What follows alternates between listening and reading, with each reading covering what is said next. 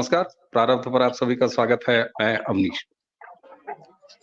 बगल में आप देख रहे हैं व्यालोक पाठक जी को, और आज व्यालोक पाठक जी के साथ दिन के पहले प्रारब्ध के वीडियो की शुरुआत करना मेरी मजबूरी थी। मेरी मजबूरी इसलिए थी कि मैं जो भी आज का पहला वीडियो लेके आता, मुझे इस बात की पूरी आशंका थी कि हमारे दर्शक व्यालोक जी, व्यालोक जी, व्यालोक जी कह के मुझे दौड़ा लेते, क्योंकि आज का वीडियो जुड़ा हुआ है व्यालोक जी के प्रिय पात्र विषधर राहुल गांधी और विषधर व्यालोक जी का अपना टर्म है। उत्तर प्रदेश 80 सीटों वाला प्रदेश। लोग कह रहे थे साहब चुनाव में मजा नहीं आ रहा, चुनाव में मजा नहीं आ रहा, चुनाव में गर्मी नहीं है।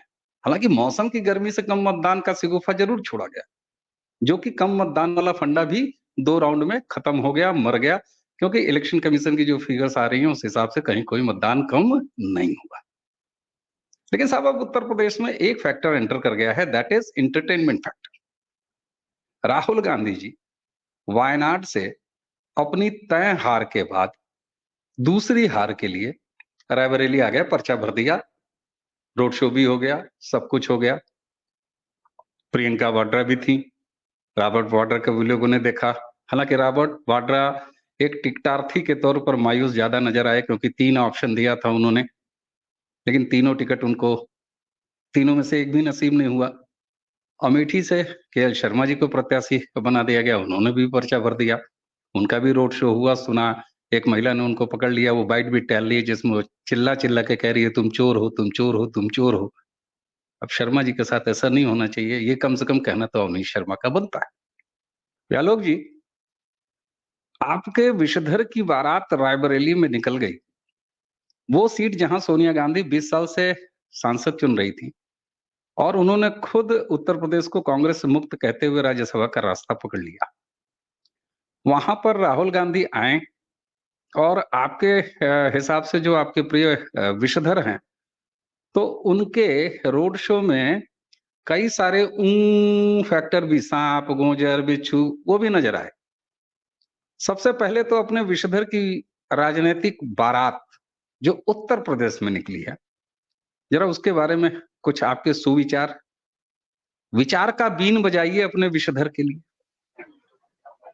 देखिए, प्रधानमंत्री जी ने कल ही जब विषधर ने नॉमिनेशन फाइल किया, या जब ये सूचना आई, तभी प्रधानमंत्री जी एक सभा को संबोधित कर रहे थे, और उनकी जो टिप्पणी थी, मैं उनको बहुत अच्छा कम्युनिकेटर मानता हूं, और मानना चाहिए। पत्रकारिता के अगर आप विद्यार्थी हैं तो आपको नरेंद्र मोदी को सुनना चाहिए, खासतौर से चुनावी मौसम में, और खासतौर से जिस तरह वह जनता से कनेक्ट करते हैं, वह किसी भी पत्रकार को सुनना चाहिए, बिना किसी इफ बट के। आप चाहे किसी भी विचारधारा को माने या न माने या कुछ भी हैं, लेकिन अगर आपकी रोजी रोटी किसी भी तरह कम्युनिकेशन से जुड़ी है, तो कम्युनिकेशन क्या होता है, संचार क्या होता है, वह जानने के लिए आपको नरेंद्र मोदी को सुनना चाहिए, क्योंकि इस वक्त भारत में उनसे बढ़िया कम्युनिकेटर कोई दिख नहीं रहा।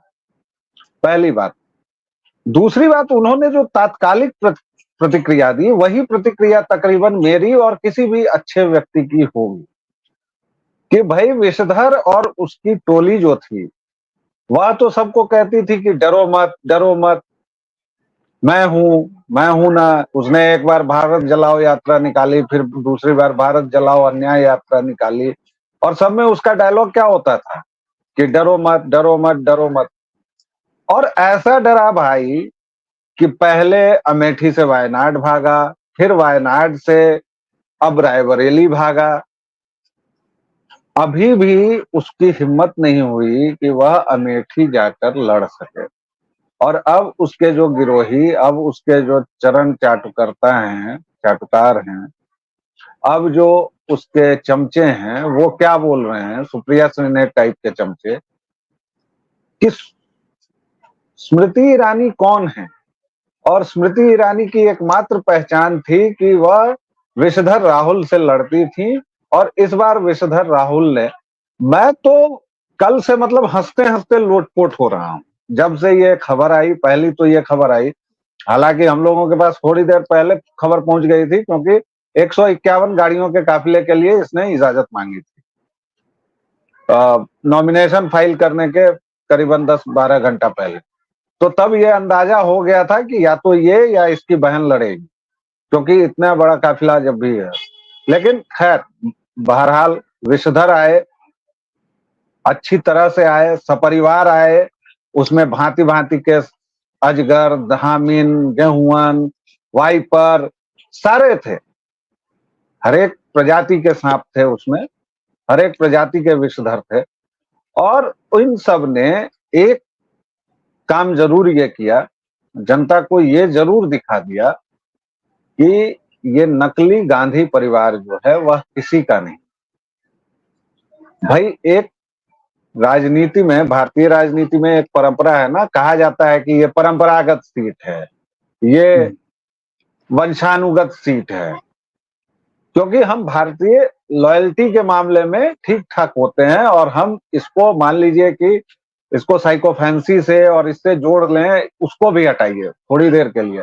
लेकिन अब जैसे भाई फलाने बाबू थे, अटल जी के अगर कोई, अटल जी की विरासत अगर कोई सौंपेगा तो जाहिर तौर पर बलरामपुर से कहा जाएगा कि भाई अटल जी की सीट थी।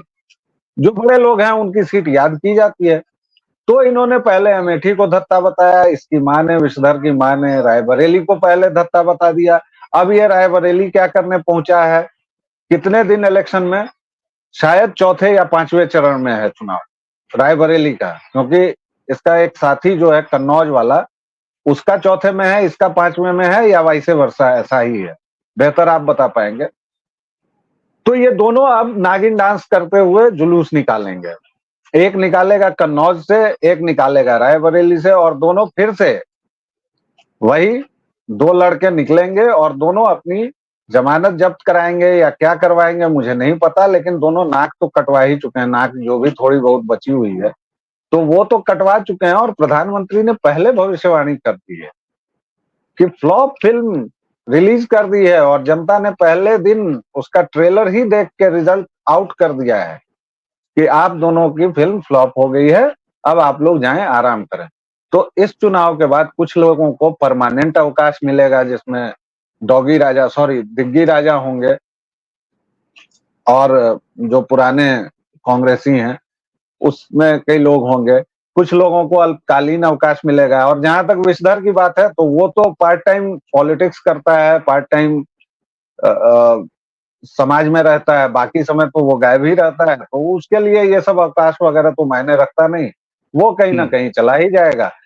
एक सबसे बड़ा नुकसान इस चक्कर में, चूंकि नाकों की बहुत चर्चा होती है भारतीय राजनीति में, खासतौर से यूपी की राजनीति में, किसी की नाक दादी से मिलती है, किसी की नाक टेढ़ी है, कोई टोटी चोर है, तो टेढ़ी नाक वाले का बड़ा नुकसान हो गया इस पूरे चक्कर में। कैसे, उस पर आगे हम लोग बात करें। एकदम एकदम। और आपने ठीक है, आपकी उपमाएं लाजवाब होती हैं। आपने प्रियंका वाड्रा की बात की कि उनका जो है इसमें नुकसान हो गया। देखिए ये साफ तौर पर समझ में आया, दर्शक कल से लेके आज तक नामांकन का वीडियो भी देख चुके होंगे। राहुल गांधी जब रायबरेली में मजिस्ट्रेट के सामने खड़े थे, डायस होता है वहां पे, उस डायस पे वो खड़े थे, तो सोनिया गांधी बगल में आके खड़ी हो गई। खैर भला हो, अचानक खड़गे की याद आई तो खड़गे साहब जो है वो टिका के दामाद जी उर्फ घर के नौकर जी वो लेके आए। खड़गे जी वहां पर स्थापित हो गए हैं, उनकी प्राण प्रतिष्ठा हो गई, जो भी हुआ। हालांकि हो सकता है दर्शक ये प्राण प्रतिष्ठा जैसा शब्द मैंने बोल दिया, फिर मैं डांट खाऊंगा। मैं अक्सर डांट खाता हूँ अपने दर्शकों से, और यही दर्शकों का प्यार है। बहरहाल, लेकिन प्रियंका वाड्रा दूर दीवार से लगी चेयर पर बैठी रही। राहुल ने बुलाया इशारे से, और तब आके डायस पे खड़ी हुई प्रियंका।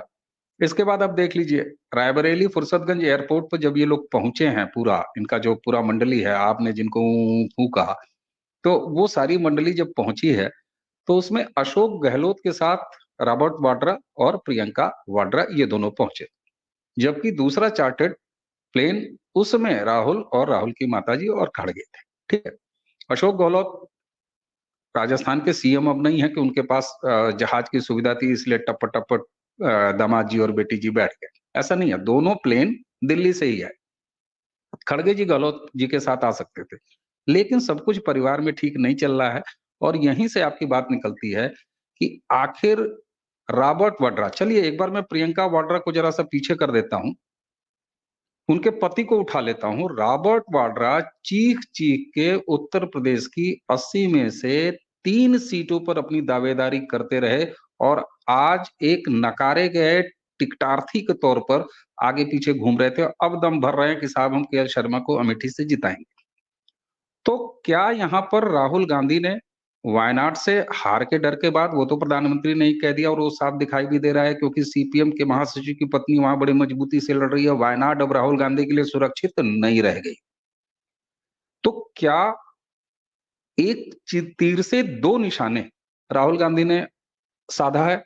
एक तो वायनाड की हार के बाद एक छोटी बहुत गुंजाइश रायबरेली में कि बेचारा बेचारा कह के ही मान लीजिए एक किस्मत आजमा ली जाए, क्योंकि राहुल गांधी को अब सुरक्षित सीट पूरे भारत में खोजे नहीं मिल रही। और उसी के साथ साथ उन्होंने प्रियंका गांधी की भी राजनीति में एंट्री को निपटा दिया, उनके पति तक को निपटा दिया। इसको कैसे देखते हैं आप? नहीं, प्रियंका वाड्रा को क्यों छोड़ेंगे? हम तो प्रियंका वाड्रा की ही बात करेंगे, हम तो उसी को लाएंगे। भाई घर के नौकर चाकरों की क्या बात करनी है? अरे भाया, नौकर आपके मैंने साथ पकड़ लिया दिक्कत ये मालकिन है को, कि आप मालकिन तक जाइए। अरे प्रभु, आप मालकिन तक जाइए, मैंने नौकर को बुतुरा दिया। तो ठीक है, इतने पर सहमति बन सकती है। अब एक जो नौकर है उसके लिए यही बहुत है कि भाई तुम्हारी शादी हो गई, तुम उस घर में आमने सामने बैठ लेते हो, तुम बराबरी के साथ बैठ लेते हो, बहुत सारी बातें तो हो गया तुम्हारा। अब इसका मतलब ये थोड़े है कि तुम कहोगे कि सत्ता में हिस्सेदारी चाहिए, ऐसा नहीं चलता है। सामंतों के यहाँ, राजाओं के यहाँ ऐसे नहीं होता है। और पहले का जमाना रहता तो बेअदब की जुबान तराश ली जाती या बेअदब का सर कलम कर दिया जाता। जी, कलम क्या सर, इसी लोकतंत्र की जो शाही फैमिली है, गांधी फैमिली में इंदिरा गांधी के पति यानी घर के दामाद को कभी इज्जत नहीं मिली है। फिरोज गांधी बिल्कुल नहीं मिली है, बिल्कुल। और जबकि फिरोज गांधी इस पूरे नकली गांधी परिवार में सबसे ठीक ठाक, सबसे काबिल व्यक्ति थे। यहाँ तक कि उनके ससुर जी को भी इसीलिए डर लगता था क्योंकि वो प्रखर प्रतिभाशाली थे। पहले घोटाले के लेके उन्होंने ही संसद में अपने ससुर जी को घेरा था, लेकिन फिर वो सब विषयांतर हो गया। प्रियंका वाड्रा की मुश्किल ये है कि पिछले 3 चुनावों से ये विषधर उसको पप्पू बना रहा है। भाई पूरी मेहनत करवा देता है। अब देखिए, वाड्रा को कुछ भी हो, चुनावी मौसम आते ही एक तो 50-60 साड़ियां निकालनी पड़ती हैं, वो भी सूती साड़ियां। अब उसको रोज कलफ करवाओ, रोज उसका सेट लगाना पड़ता है ना महिलाओं को। तो चलिए ठीक है, नौकर चाकर हैं घर में, लेकिन देखना तो पड़ेगा ना। कहाँ जीन्स और टॉप वाला आनंद कि भाई जीन्स डालिए, टॉप डालिए, निकल चलिए, और कहाँ ये साड़ी की प्लेट लगाइए, फिर वो कीजिए। अभी देखिए 2-3 दिन पहले, हालांकि मैं किसी के पर्सनल रख रखाव या अपीयरेंस पर खासतौर से मैं किसी पर टिप्पणी नहीं करना चाहता, लेकिन अब चूंकि सोशल कॉज है, पॉलिटिकल बात हो रही है, तो कुछ कहना पड़ेगा क्योंकि ये उससे रिलेटेड है। अब जैसे 2 दिन पहले मिसेज वाड्रा की कस के खिंचाई हुई सोशल मीडिया पर, क्योंकि उनकी एक तस्वीर कहीं उससे वायरल हुई थी जिसमें उनके छोटे बाल थे, छोटे बाल तो हैं ही, और उस पर कुछ प्रतिकूल टिप्पणियां थी जिसको आजकल की भाषा में ट्रोलिंग कहा जाता है, तो उनको ट्रोल वगैरह किया गया। अब आप पिछले 2 दिन से उनकी तस्वीरें देखिए, 2 दिन में उतने इंच बाल नहीं बढ़ते हैं भाई साहब। ये चमत्कार कोई जड़ी बूटी नहीं कर सकती। तो हुआ क्या है? हुआ ये है कि उस अपीयरेंस को बदलने के लिए बाकायदा लेयरिंग की गई है बालों। तो एक वो मेहनत, फिर साड़ी की मेहनत, और उसके बाद पिछले 3 चुनाव से यार तुम भगाए जा रहे हो, कभी यूपी में लड़वा देते हो, कभी कहीं लड़वा देते हो, और तुम इतने नारी विरोधी हो। मैं विषधर की बात कर रहा हूं। तुम इतने बड़े अहंकारी हो, इतने बड़े सामंत हो, इतने बड़े नवाब हो। सामंत कहना तो खैर वो थोड़ा वही जो हम लोगों को नहीं सिखाया गया है, भरा गया है कि सामंत खराब होते हैं, राजे रजवाड़े। मैं नवाब कहता हूँ। तो तुम इतने बड़े नवाब हो कि तुम अपनी बहन का पत्ता लगातार काट रहे हो। 80 सीटों में एक सीट तुम उसको नहीं दे सकते थे। अरे तुम मान लेते कि स्त्री धन दे रहे हो, तुम मान लेते कि बहनोई जी को विदाई दे रहे हो, वैसे भी तुम्हें जीतना कौन सा है, सारी सीटें हारनी ही है। भाई तुम्हारा पूरे देश में प्रधानमंत्री जी ने कल ये भी कह दिया, और भाई कुछ मायनों में मुझे मोदी जी से बड़ा डर लगता है। कुछ भविष्यवाणियां करते हैं वो सही हो जाती हैं। अब कल उन्होंने भविष्यवाणी कर दी है कि इस बार कांग्रेस पिछली बार से भी नीचे चली जाएगी। अरे तो अब कहां जाएगी भाई? तल अतल सुतल वितल रसातल, 7 तल होते हैं ना हमारे पाताल तक पहुंचने के, तो वो कहाँ मौजूद है? अब क्या रसातल में उसको भेज देंगे? भाई 50-52 सीटें हैं, अब इससे कम क्या सीटें आएंगी? तो मोदी जी ने तो ये घोषणा कर दी है, तो मान लीजिए कि चलिए उसको, तुमको 150 सीटें आ जाती, तुमको 300 आ जाती, भाई एक सीट दे देते। लेकिन इस विषधर ने किस खूबी से निपटाया है, और कहने को प्रियंका उसका प्रबंधन कर रही है, प्रियंका सब कुछ कर रही है, प्रियंका ये है, प्रियंका बहन है, सार्वजनिक तौर पर चूमता है, सब कुछ करता है, और फिर भी उसको एक टिकट तक नहीं दे सकता है। मतलब गजब है व्यालोक जी, आप मतलब एक ऐसा एंगल उठा के ले आते हैं।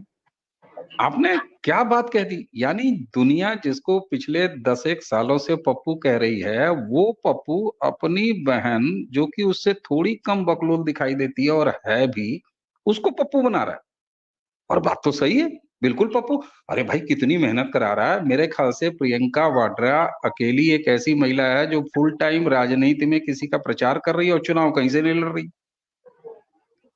और 3 चुनाव में यही हो रहा है, बिल्कुल इस चुनाव में भी ऐसा कहा। अच्छा व्यालोक जी, अब यहाँ पर एक थोड़ा सा इसको लेके आते हैं। रायबरेली आ गए, चलिए ठीक है।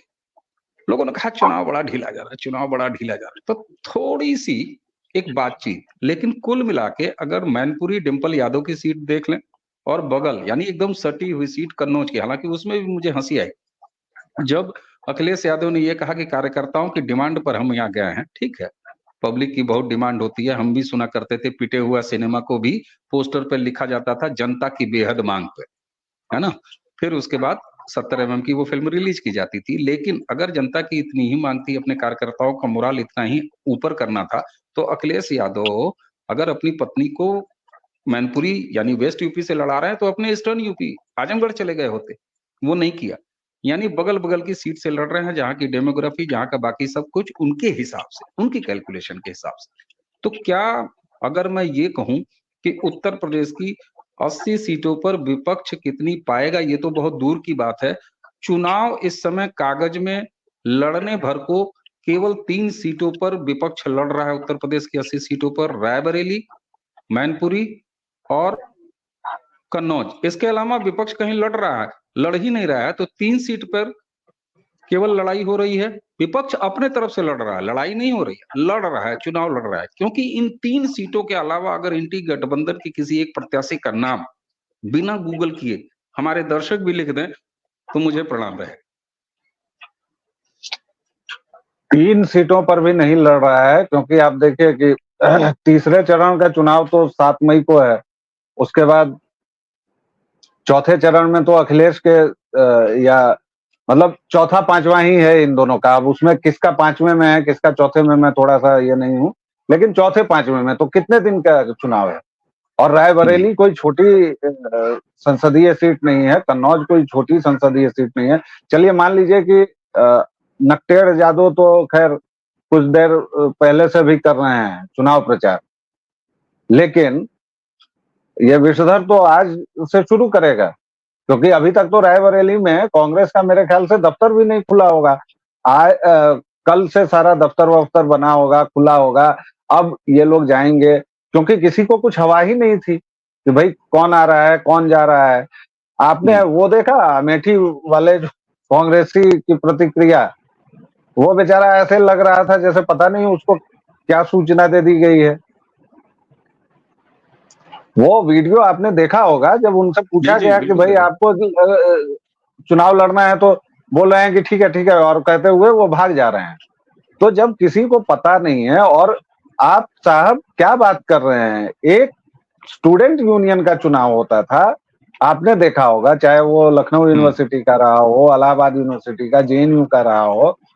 जेएनयू का तो छोटा चुनाव होता था, क्योंकि 5,000 6,000 लड़के ही थे उस समय। अब थोड़ी जनसंख्या बढ़ी, तो भी भाई साहब 2 महीने का पूरा टाइम लगता था, पूरी मतलब कमेटी बनती थी उसके ये मतलब करने ये में। मान लिया जाए, ये कह दिया जाए कि उत्तर प्रदेश में विपक्ष केवल 3 सीट पर नामांकन किया है, चुनाव तो लड़ना अलग की बात है, यही तो?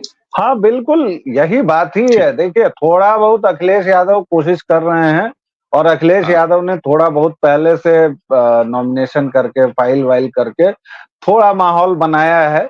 लेकिन दिक्कत यह है कि उनके साथ जनता का सपोर्ट तो है नहीं। कन्नौज में वो हारेंगे, मैनपुरी में वो हार चुके हैं, फिर हारेंगे। तो ये सारी जो चीजें हैं ना, मिला जुला के उनको कन्नौज से वो जो माहौल बनाना चाह रहे हैं, ऐसा कुछ नहीं बनेगा। भाई देखिए, अब जितनी भी ये जो पूरी बातचीत चल रही थी ना कि 2 चरण में, कि गर्मी नहीं है, गर्मी नहीं है, अब आप देख लीजिए कितनी गर्मी आएगी। क्योंकि अब तक जो भी चुनाव हो रहा था, वह भाजपा की पकड़ थी, लेकिन उतनी मजबूत नहीं थी। अब यूपी के उन क्षेत्रों में हो रहा है जो भाजपा के गढ़ हैं। पूरा अवध क्षेत्र आप आ जाइए, उसमें आप कहाँ जाएंगे? और अवध क्षेत्र में ही तो ये लोग थोड़ा बहुत ना, भाई कन्नौज से निकालेंगे, उसके इर्द गिर्द क्या करेंगे, कानपुर देहात तक प्रभाव जमाने की कोशिश करेंगे। इधर रायबरेली से निकलेंगे, थोड़ा वीडियो बहुत कर रहा हूँ लखनऊ राम वखनऊ पर, कुमार, 2 मिनट रुको। इससे थोड़ा बहुत लखनऊ वखनऊ पर आएंगे। तो इसीलिए मुझे लगता है कि आपकी बात में दम है कि बस 3 लोगों ने बस नामांकन किया है। चुनाव उनाव लड़ना बहुत दूर की बात है। ये आगे की कौड़ी है, यही बिल्कुल। मेरा आपका तो बिल्कुल दर्शकों, कम से कम एंटरटेनमेंट फैक्टर का एंट्री हो गई है। 80 सीटों पर बड़ा नीरस सा चुनाव चल रहा था, एक तरफा चुनाव चल रहा था। ऐसे लग रहा था जैसे स्टेटस को यथास्थिति बनाए रखने के लिए ये चुनाव हो रहा है उत्तर प्रदेश में। यानी कि 2014 में जो स्थिति थी वो 2019 में वही यथास्थिति, और 2024 में भी वही स्टेटस को मेंटेन वाला मामला था। लेकिन राहुल जी के आ जाने के बाद कम से कम कल और आज प्रारब्ध के इस मंच पर हमने 2 वीडियो कर डाले राहुल गांधी के ऊपर। इससे ज्यादा एंटरटेनमेंट और क्या चाहिए? व्यालोक जी, आपके प्रिय पात्र जब तक रायबरेली में रहेंगे तब तक आपको मैं इसी तरीके से प्रारब्ध की बीन बजाता हुआ सामने आऊंगा और कहूंगा, बोलिए, कुछ प्रवचन शुरू हो आपके अपने प्रिय पात्र विषधर पर। दर्शकों, कुल मिलाकर नतीजा वही है, उत्तर प्रदेश की 80 लोकसभा सीटों पर विपक्ष कम से कम 3 सीटों पर नामांकन करता हुआ दिखाई दे रहा है। चुनाव अभी भी लड़ना उसका बाकी है। इसी के साथ व्यालोक जी, आपको बहुत बहुत धन्यवाद। दर्शकों, आज के इस अंक को यहीं समाप्त करने की आज्ञा दीजिए। आप सभी को नमस्कार। जय जय सिया राम। जय सिया राम।